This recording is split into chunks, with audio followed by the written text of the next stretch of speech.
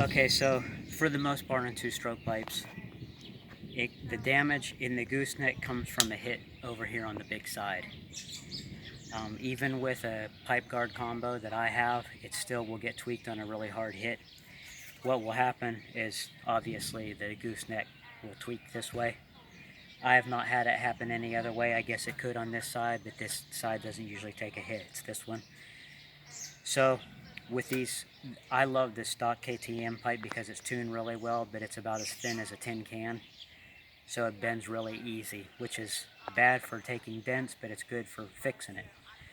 So what I do, the easiest thing, I've tried it with a broom handle before. I have fixed it, but you can see it will dent up here, even though this is extremely stiff in relation to the pipe. It's still thin metal and it will dent. So what I found is using a trusty bearing press. This right here, I wrap this in a towel, put the pipe here, get somebody to hold it down because it's going to want to come out, and then you just bend against it, and this bracket will hold whatever you can give it. But this will actually move pretty easily by hand.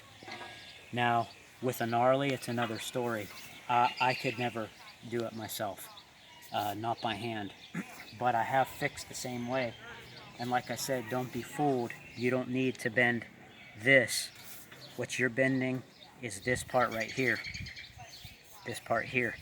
So what you want it to do, you'd be surprised, just moving it, tweaking it a little bit this way will not only change the angle, but it will also move the pipe over so it fits well. So for a gnarly or another pipe, I think a fatty is also extremely stiff. They've got thick metal. I will take a shovel handle, I'll wrap it with a towel to protect the metal, and I push it through here. What you want to do is like that.